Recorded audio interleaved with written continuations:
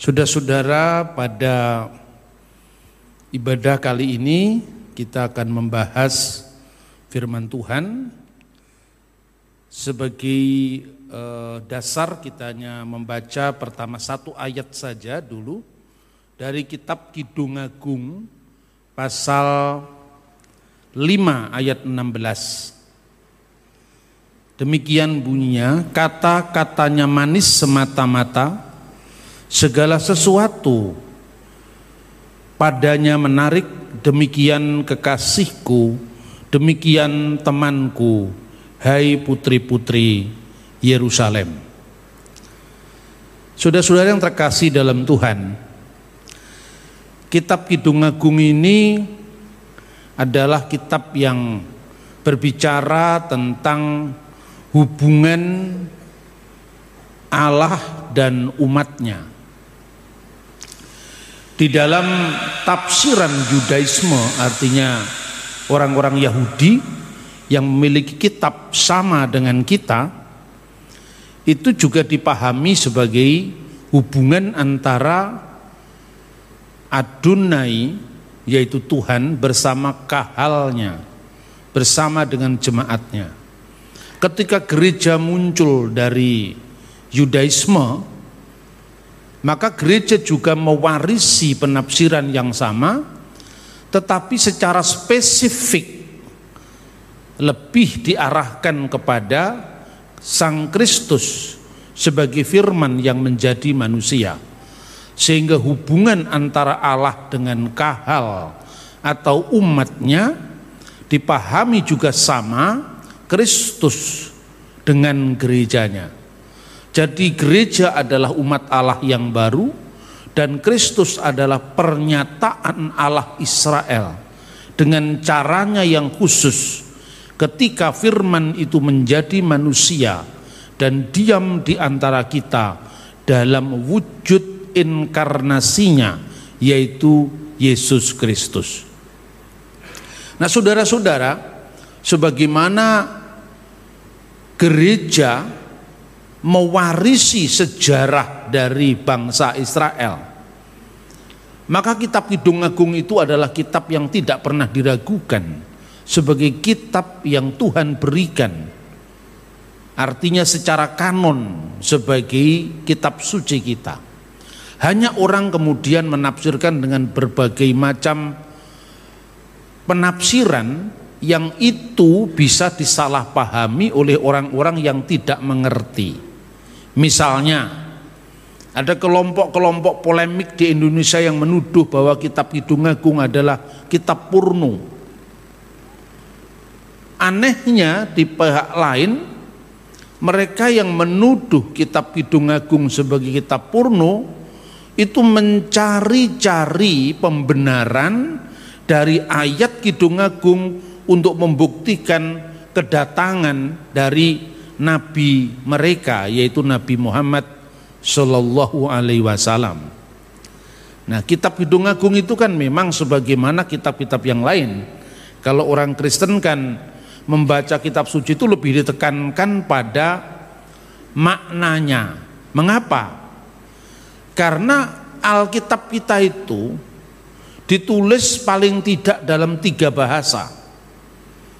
Sebagian besar untuk Perjanjian Lama ditulis dalam bahasa Ibrani, sebagian kecil dalam bahasa Aram. Secara khusus itu ketika bangsa Israel, khususnya suku Yehuda, dibuang ke Babel, dan sepulang dari pembuangan Babel itu bahasa Aram dipakai sebagai bahasa sehari-hari, mendampingi teks asli klasik dalam bahasa Ibrani.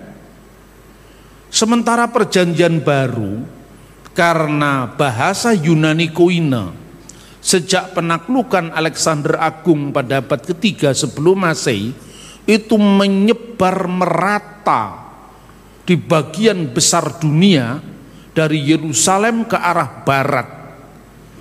Maka bahasa Yunani adalah bahasa yang paling merata dipakai oleh dunia kuno saat itu, sehingga Injil Perjanjian Baru ditulis dalam bahasa Yunani. Meskipun demikian, background dari ajaran Yesus tetap stylenya, gayanya itu adalah Hebrew Aramaik. Bahasa Yunani yang dipakai perjanjian baru pun bukan bahasa Yunani klasik ala bahasa Yunani yang dipakai Sokrates, Plato, Aristoteles, tapi bahasa Yunani koine, bahasa Yunani sehari-hari yang menunjukkan bahwa Allah lebih mementingkan makna sampainya pesan ilahi itu kepada umat manusia saat itu. Karena itu kalau umat harus diwajibkan untuk memahami kitab suci, harus belajar bahasa Ibrani secara detail, bahasa Aram secara detail, bahasa Yunani secara detail, terus ke gerejanya kapan? Nah, ini beda dengan umat agama lain. Islam itu punya kitab suci hanya dalam satu bahasa, yaitu bahasa Arab. Teks-teks Quran itu muncul dari satu zaman, yaitu zamannya Nabi Muhammad. Maka tentu lebih simpel daripada kita memahami teks kitab suci mulai dari zaman awal ditulisnya kitab Torah, zamannya Nabi Musa, sampai akhir adalah surat-surat Yohanes yang ditulis sekitar tahun 90 Masehi. Jadi antara tahun 1400 sebelum Masehi sampai tahun 90 setelah Masehi. Nah, ini kerumitannya. Makanya saudara-saudara, ketika sejarah itu sudah berjalan atau lewat jauh, maka di situ kan terjadi kadang-kadang itu pesan-pesannya terdistorsi. Karena apa? Bahasa di zaman Musa saja dengan bahasa di zaman kitab Nabi Daniel itu beda. Meskipun sama-sama memakai basic bahasa Ibrani, nama-nama kalendernya, bulan-bulannya juga kadang bergeser. Pada zaman Daniel tidak ada bulan namanya bulan Tisri, yang ada Nisan misalnya. Etanim juga tidak dipakai. Nah, setelah pembuangan dari Babel, kata Nisanu dalam bahasa Akadia diserap dalam bahasa Ibrani menjadi bulan Nisan, yaitu awal musim semi. Nah, itulah kira-kira situasi kompleksnya ketika kita orang Kristen membaca kitab suci. Nah, saudara-saudara, karena itu kitab suci itu paling mudah untuk digunakan, disalah pakaikan atau disalah tafsirkan oleh orang lain yang ilmunya pas-pasan, tidak mengenal sejarah, tidak mengenal ilmu-ilmu bantu yang lain dalam memahami kitab suci. Tetapi tidak semua orang beragama itu pendekatannya polemik, tidak. Ada pendekatan yang lebih simpatik, ada pendekatan yang lebih ramah, lebih simpatik dari kalangan saudara-saudara muslim kita. Itu terbukti mereka kadang-kadang terbuka untuk mendengar dari sumbernya langsung. Sebagaimana saya sering diundang untuk memberikan kuliah tamu di beberapa IAIN. Itu menunjukkan bahwa harapan hubungan baik sekalipun kita tidak sama, tetapi kita masih bisa bersama-sama, apalagi sebagai warga bangsa Indonesia yang menjunjung tinggi Bhinneka Tunggal Ika, berbeda-beda tetapi satu. Saya bayangkan saudara-saudara, pada zaman pujangga baru ada seorang pujangga yang namanya Amir Hamzah. Amir Hamzah itu dikenal sebagai pujangga baru dalam sastra Indonesia atau sastra Nusantara. Salah satu karya-karyanya itu malah ada yang menerjemahkan kitab Kidung Agung ini dengan pendekatan yang sangat simpatik. Judulnya adalah Sirul Asar Sulaiman, syair segala syair dari Sulaiman. Sirul Asar Sulaiman. Ketika saya SMP dulu saya pernah membaca buku itu, dan saya baru tahu ternyata Sirul Asar Sulaiman itu terjemahan bahasa Melayu dari kitab suci kita, bagian kitab Kidung Agung. Amir Hamzah itu seorang muslim, tapi menerjemahkan kitab Kidung Agung dalam salah satu karyanya karena memang nilai kesusastraannya tinggi. Sehingga sastrawan pun mengakui bahwa kitab itu memang kitab yang punya nilai estetika, nilai keindahan yang luar biasa. Selain misalnya Amir Hamzah menerjemahkan kitab suci Hindu yang namanya Bhagavad Gita. Loh kok sekarang perbedaan itu sedemikian rupa dijadikan alasan untuk saling memaki, saling mengumpat, sekalipun sebetulnya sejarah bangsa ini memiliki keberdampingan damai antar umat beragama. Nah, oleh karena itu tatkala misalnya saya menjawab kritik teman-teman polemikus Islam terhadap Kristen, saya tidak pernah akan menyerang agama orang lain, tetapi hanya bagian-bagian yang disalahpahami saya jelaskan, saya luruskan dalam suasana saling berbagi. Nah, teks yang tadi kita baca yaitu kitab Kidung Agung pasal 5 ayat 16, itu dalam bahasa aslinya ya ada kata Muhammadim.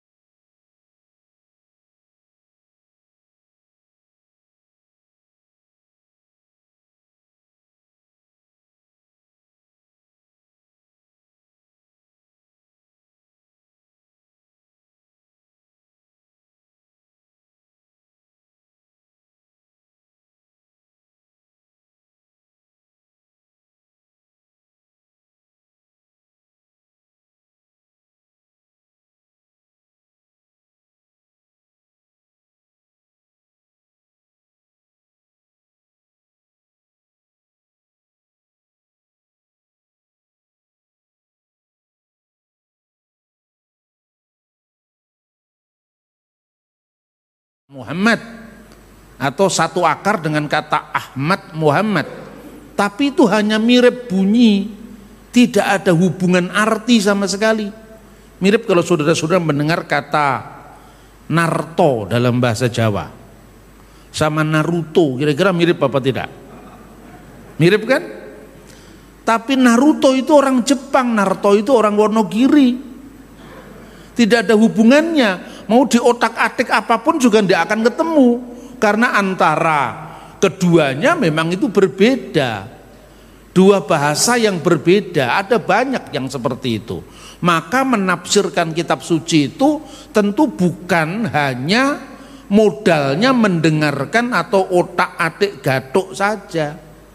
Nah, itu saudara-saudara. Kemudian justru yang seakar dengan kata Arab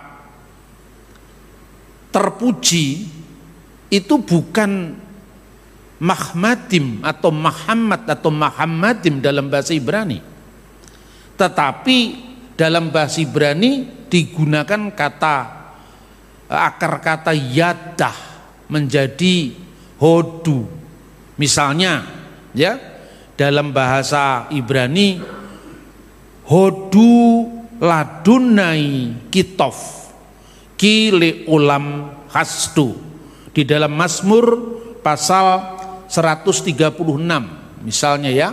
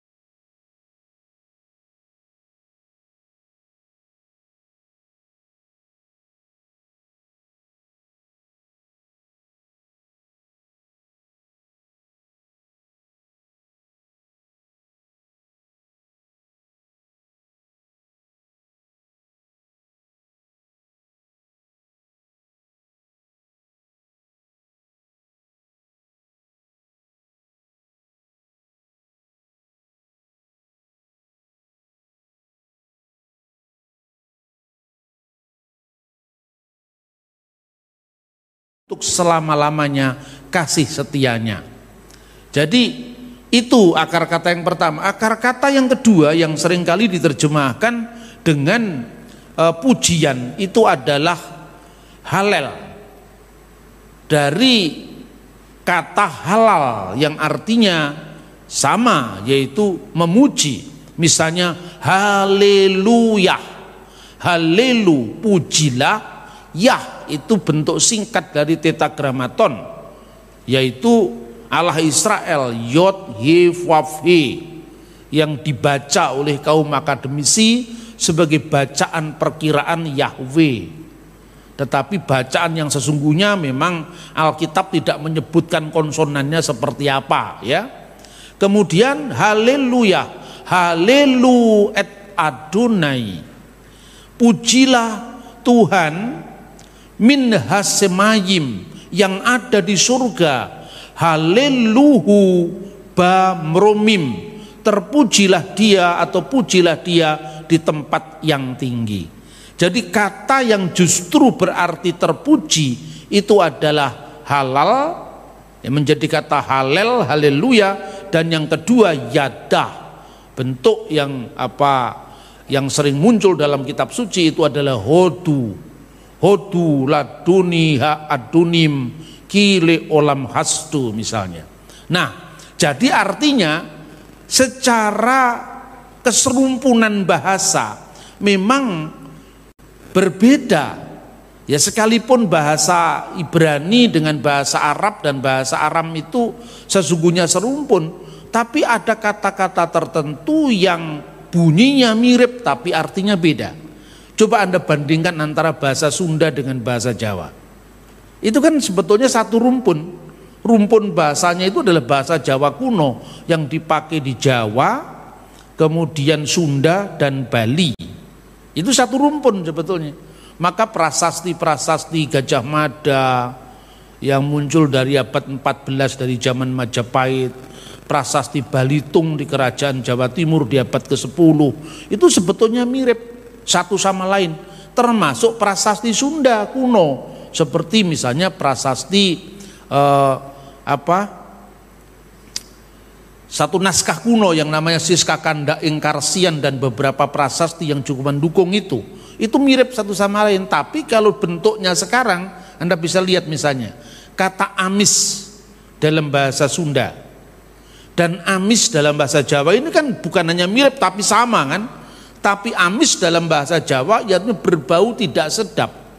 Sementara amis dalam bahasa Sunda artinya manis. Nah, ini artinya apa? Kemiripan bunyi atau kesamaan bunyi itu sekalipun bahasa serumpun tidak selalu berarti sama. Begitu juga antara bahasa Arab dan bahasa Ibrani dan bahasa Aram. Nah, sekarang apa sebenarnya yang menjadi akar dari kata terpuji dalam bahasa Ibrani tadi sudah kita lihat, ya. Sekarang kita bisa melihat mahmad atau mahemat dalam rangkaian kalimat yang bermakna negatif. Jadi artinya kalau itu dijadikan alasan untuk nubuat Nabi Muhammad hanya karena kata-kata mirip, dan itu diulang-ulang dalam berbagai tayangan di video, hikumam takim wekulo mahmadim zehdoti wezehroi benot Yerusalem, baik oleh Zakir Naik, Ahmad Didat dulu sampai sekarang di polemikus-polemikus muslim selalu muncul itu. Saya selalu mengatakan kalau kita berbeda bukan berarti kita harus saling menyerang, tapi dalam hal ini Anda salah karena kemiripan bunyi tidak bisa diartikan sebagai sama atau kesamaan. Nah, saya ingin memberikan contoh misalnya Hosea pasal 6 ayat 9. Nih ya, Hosea pasal 6 ayat 9. Sebab walaupun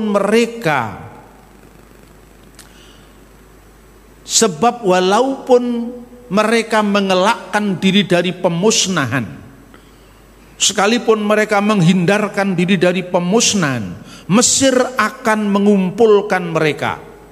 Memphis, kota kuno di Mesir kuno, akan menguburkan mereka. rumput akan menutupi barang-barang perak yang berharga.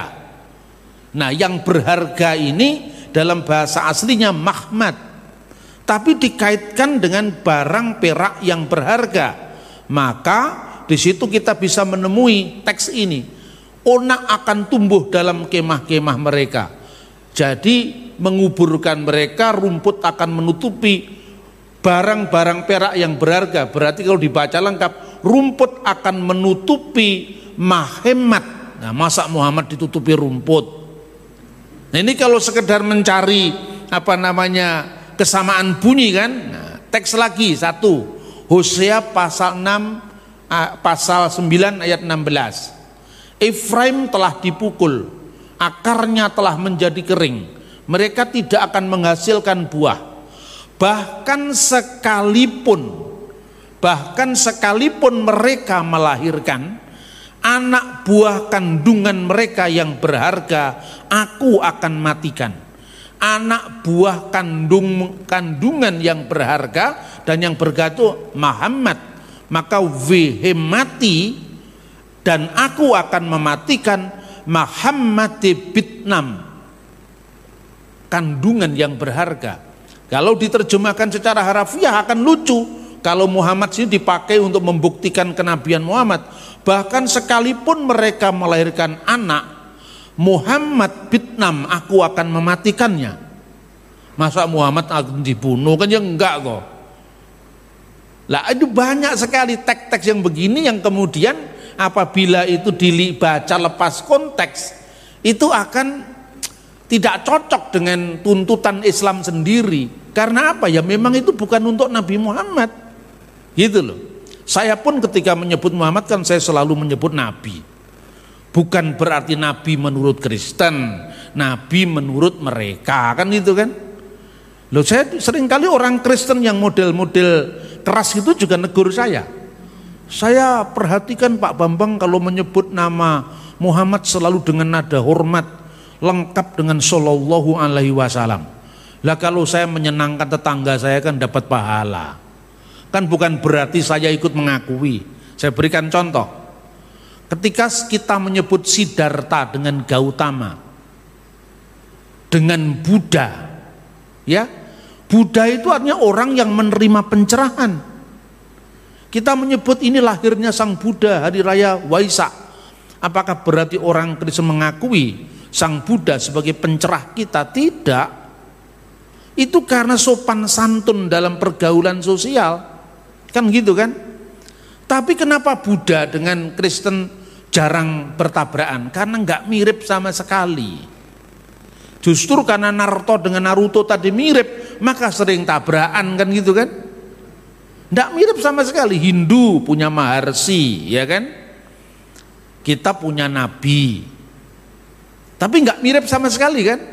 Buddha punya Sakya Muni atau punya Bodhisattva atau Sang Buddha, kita nggak ada. Kita ada Nabi, Kristus, ya kan? Tidak mirip. Konghucu dengan Kristen nggak mirip, maka nggak pernah tabrakan karena memang tidak ada kemiripan yang diperebutkan apa. Tapi Islam, Kristen, Yahudi itu mirip satu sama lain. Islam mengenal Nabi, Yahudi mengenal Nabi, Kristen mengenal Nabi. Padahal definisinya belum sama. Maka kemudian bertengkar, ya kan? Berebut klaim, kan begitu kan? Kristen mengenal Rasul, Islam mengenal Rasul, kemudian saling klaim mana yang benar. Yesus itu sendiri disebut Rasul dalam Ibrani pasal 3 ayat 1. Kenapa kamu jadikan Tuhan? Lu padahal definisi Rasulnya tidak sama, meskipun ucapannya sama, kan gitu kan? Makanya yang mirip-mirip gini malah sering bertengkar. Saya pernah diskusi sama Profesor Mun'im Siri dalam sebuah diskusi webinar. Intinya itu Islam dan Kristen, Islam Kristen agama Abraham. Lalu beliau mengelontarkan satu statement yang menarik. Apakah agama Abraham, the Abrahamic religion itu mempersatukan atau justru memecah belah? Terus saya jawab dengan pasti memecah belah. Karena apa? Definisinya aja belum sama, kok kita kemudian mau menyamakan. Mempersatukan yang apa? Dalam banyak hal kita tidak sama kok. Satu contoh misalnya, sekalipun para ahli ilmu agama-agama menganggap Yahudi, Kristen, dan Islam itu agama Abraham, justru pertengkaran dimulai karena klaim Abraham itu. Sejumlah tafsir Islam mengatakan bahwa apa yang disebut ayat Quran bigulamin halim, dengan anak yang santun, anak yang sabar, itu adalah Ishak. Menurut tafsir misalnya Muqatil bin Sulaiman, ada yang mengatakan Ismail menurut tafsir Ibnu Katsir. Maka itu pun menjadi pertengkaran bukan hanya antara orang Kristen, Yahudi, dan Islam, tetapi antara Islam sendiri, mana yang dikorbankan, Ishak atau Ismail. Karena di Islam ada dua versi, sementara Kristen dan Yahudi bertengkar soal lain, soal bahwa yang dikorbankan itu Ishak. Yahudi dan Kristen sama. Bahkan seluruh Alkitab kuno manapun juga, termasuk naskah Laut Mati Qumran yang berasal dari tahun 100 sebelum Masehi, Septuaginta dari tahun 300 sebelum Masehi, sampai Targum yang berasal dari abad 2 sebelum Masehi, ada yang abad 8 setelah Masehi ya. Ada yang Targum abad 2 setelah Masehi, misalnya Targum Onkelos. Ada Targum yang berasal dari abad setelah Islam, misalnya Targum Yonatan atau Pseudo Yonatan. Itu mengatakan semuanya adalah Ishak. Nah, sementara dalam ajaran Islam ada Ishak, ada Ismail. Itu baru soal satu. Belum lagi soal-soal yang lain. Misalnya ada teman-teman yang selalu nyerang iman Kristen. Kalau Kristen itu mengikuti Abraham, kalau Kristen itu agama Abraham, kenapa dia tidak taat? Mana tidak taat? Kenapa ada orang Kristen yang tidak disunat? Padahal perjanjian Abraham kan sunat. Terus saya bilang, sunat itu bukan dilarang dalam iman Kristen, juga bukan diwajibkan sebagai syarat keselamatan. Orang Kristen yang sunat juga sampai sekarang ada, ya, orang Kristen Koptik di Mesir. Itu umur 3 hari sunatnya, bukan umur 8 hari. Kenapa? Karena tradisi sunat seperti yang tergambar di kuil-kuil Karnak 1000 tahun sebelum Abraham, itu sudah ada. Sunat itu ciri khas orang Mesir. Sampai kemudian gereja ortodok Koptik itu berkembang di Mesir, sunat itu bukan karena alasan untuk keselamatan jiwa, tapi sunat itu karena alasan tradisi kebersihan. Maka disebut taharot dalam bahasa Arab oleh orang Koptik. Yang dilarang sunat itu apa? Sunat sebagai andalan keselamatanmu. Maka kalau kamu menyunatkan dirimu agar kamu berharap diselamatkan oleh ritus sunat itu, maka untuk apa Kristus mati bagimu? Rasul Paulus yang sering dituduh katanya membatalkan sunat, nah dia menyunatkan Timotius kok di dalam Kisah Rasul pasal 16. Tapi kenapa Rasul Paulus melarang Titus disunatkan? Karena Titus itu orang Yunani. Nah, coba baca sumber Yahudi, apakah sunat itu diwajibkan untuk orang bukan Yahudi? Tidak. Sunat memang banyak untuk orang Yahudi. Lah, contoh-contoh semacam ini yang apabila kita tidak tuntas membahas, itu bisa menimbulkan salah paham. Kami, katanya kaum polemikus itu, lebih setia kepada ajaran Nabi Musa ketimbang orang Kristen. Buktinya apa? Kami tidak makan babi, tapi kenapa Kristen makan babi? Terus saya jawab, lah kamu masih makan unta kok. Lah unta kan juga dilarang dalam Imamat pasal 11. Unta, pelanduk, kelinci, baru babi. Kan gitu kan? Nah, kelinci dimakan, ini ada di mana itu, Telaga Sarangan itu. Kalau naik di situ ada di mana-mana sate kelinci. Kelinci tidak boleh. Jadi selama Anda makan suike, makan belut, makan kepiting, termasuk kepiting telur asin, termasuk cumi-cumi, itu tidak cocok dengan hukum khusus orang Yahudi. Jadi jikalau orang Kristen itu makan babi, yang tidak makan babi juga banyak, ya kan? Karena apa? Karena orang Kristen memiliki akar dari kekristenan non Yahudi, dan kekristenan non Yahudi itu memang tidak berlaku hukum Musa. Tanya kepada Rabi Yahudi sendiri yang disebut Taryak. Taryak itu singkatan dari 613 Taryak, Misfot Mose, 613 hukum Musa. Itu berlaku bagi orang Yahudi, penjabaran dari kitab Taurat. Nah, sementara untuk mereka yang di luar hukum Musa, bangsa-bangsa non-Yahudi, bangsa-bangsa Goyim, berlaku apa? Shefa Misfot Bani Noah, 7 hukum bagi Bani Nuh. Lah sejak dulu memang orang non-Yahudi tidak ada kewajiban sunat, karena sunat itu termasuk hukum Yahudi. Tidak ada kewajiban untuk memelihara hari Sabat. Makanya sampai hari ini di Israel modern ada yang namanya Sabat Goi. Orang-orang non-Yahudi termasuk Kristen, termasuk Islam, apa itu orang Arab, apakah itu orang Polandia yang mau bekerja di hotel-hotel orang Israel pada hari Sabat. Lah kenapa? Karena Yahudi tidak boleh bekerja pada hari Sabat. Kalau orang Indonesia liburnya hari Minggu, ya kan? Kemudian hari Jumat kita tidak libur. Orang Mesir liburnya hari Jumat, Minggunya bekerja. Karena pada hari Jumat misalnya di Indonesia ini kita tidak libur, sementara saya harus bekerja di kantor, maka pekerjaan saya berikan kepada teman saya Mesir. Lah kamu, misalnya kan kamu yang libur kamu kerjakan, kira-kira seperti itu gampangannya. Jadi itu saudara-saudara, jadi belajar tentang paralelisasi agama itu tidak mengukur agama orang lain dari ukuran kita. Nah sekarang kita baca lagi kitab Raja-Raja 20 ayat 6. 1 Raja-Raja 20 ayat 6. Tetapi besok kira-kira pada waktu ini aku akan menyuruh pegawai-pegawaiku kepadamu, dan mereka akan menggeledah rumahmu dan rumah pegawai-pegawaimu.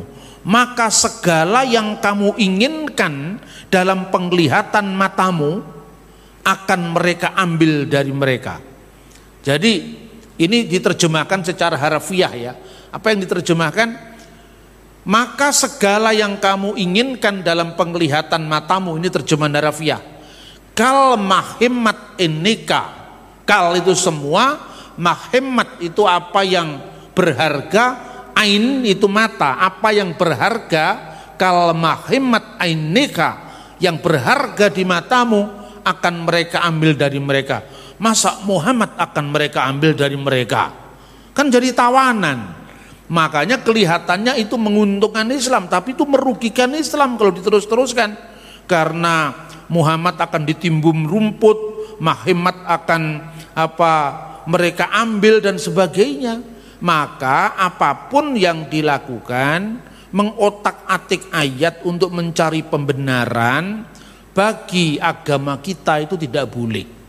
Jikalau saya berbicara seperti ini, itu adalah hak jawab saya ketika iman Kristen disalahpahami, ya kan? Saya pun juga tidak akan mengotak-atik teks orang lain untuk kepentingan membela iman saya. Saya tidak pernah lakukan itu. Tapi kalaupun misalnya kadang-kadang saya membandingkan satu teks Quran dengan teks Alkitab, biasanya itu kalau berhubungan dengan tuduhan. Misalnya contohnya, ketika kita dituduh mengatakan, orang Kristen berkata bahwa Tuhannya ketiga dari yang tiga. Karena kata ketiga dari yang tiga itu muncul dari teks Al-Quran, ya terpaksa saya menunjukkan sumbernya. Tapi bukan mencari pembenaran, legitimasi dari kitabnya umat Islam. Karena dalam Al-Quran dikatakan laqad kafaral ladzina qalu innallaha salisu salasa. Sungguh telah kafir orang yang mengatakan bahwa sesungguhnya Allah itu ketiga dari yang tiga. Lalu saya bilang, tidak ada orang Kristen yang mengatakan Allah itu ketiga dari yang tiga. Terus ini siapa Pak kalau bukan Kristen? Saya pun masih menahan diri. Ya golek ono dhewe wong itu bukan kitab saya. Ya toh? Lu kurang sabar apa saya ini? Saya kan tidak pernah mau mengintervensi orang lain, tetapi itu pun di YouTube orang masih mengatakan, "Hei Pombong, kamu jangan suka memfitnah Islam." Yang saya memfitnah itu loh kapan? Wong buku saya aja diberi kata pengantar Pak Said Akil, diberi kata pengantar Gus Dur, saya memberikan kuliah di beberapa IAIN. Lah kapan saya menghujat Islam? Tidak pernah. Tapi itu sengaja sengaja dibuat orang untuk disetting seperti itu. Karena apa? Karena saya tidak pernah berhenti untuk mempertanggungjawabkan iman saya ketika iman saya disalahpahami oleh siapapun. Karena secara hukum itu kan hak jawab. Wong itu iman kita tidak seperti itu. Maka saya katakan, cobalah kamu cari di mana ada orang Kristen yang berdoa, ya, atau yang berteologi, kami percaya kepada ketiga dari yang tiga, kan nggak ada. Mau itu ortodoks yang selalu sembahyang dengan mengucapkan Allah yang esa ketika mengatakan Bismil ab walibni warahil kudus al ilahu wakid amin, demi nama Bapa dan Putra dan Roh Kudus al ilahu wakid, Allah yang esa amin. Ya toh? Orang Katolik, mana ada orang Katolik juga kalau berdoa Allah ketiga dari yang tiga. Nah, ketiga dari yang tiga itu dalam konteks yang dikritik Quran pun saya setujui. Karena kalau saya membaca tulisan-tulisan Bapak Gereja, misalnya Epifanius dari Salamis yang menulis tahun 400 sekian, ya abad keempat, dia mengatakan bahwa di Arab itu ada aliran Kristen sesat yang namanya Koliridianisme. Mereka suka membuat gerubak-gerubak dari bunga yang dihias demikian rupa dan terjadi pemujaan kepada Maria. Lalu dalam pemujaan itu Maria diberikan sesaji, diberikan korban berupa roti persembahan yang namanya kolirida. Makanya aliran sesat itu dinamakan Koliridianisme. Makanya dalam Quran dikatakan anta hulta linnasit taqiduni wa ummiya ilahaini min dunillah. Apakah kamu berkata kepada manusia, jadikanlah saya Isa dan ibu saya Maryam ilahaini, menjadi dua ilah di samping Allah. Berarti yang dikritik oleh Al-Quran itu Bapa, Ibu dan Anak. Lah ini bukan Trinitas Kristen, inilah ketiga dari yang tiga. Saya pun juga memberikan pertanggungjawaban dari apa yang saya sampaikan. Coba selain membaca satu tafsir, bacalah tafsir yang lain. Misalnya ya, tafsir Al-Qasimi. Tafsir Al-Qasimi mengatakan bahwa yang ditolak dalam teks itu adalah aliran Maryamiyun yang subur di Arab pada waktu itu.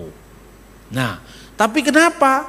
Saya kan tidak mencampuri Muhammad itu siapa, saya tidak pernah. Itu urusannya umat Islam. Dan kalaupun saya mengatakan Muhammad dengan Nabi, itu hanya Nabi yang dijunjung tinggi, yang dihormati oleh orang Islam. Ibarat istrimu bukan istri saya. Tapi kalau saya menyebut itu sang istri, artinya istrinya yang bersangkutan, kan tidak berarti mengganti Bu Safa jadi istrinya orang, kan tidak kan? Ketika Anda mengatakan selamat hidup baru, Tuhan memberkati, ya, apakah istrinya dia jadi istri yang mengucapkan itu? Kan ya tidak. Itulah sopan santun dalam masyarakat majemuk.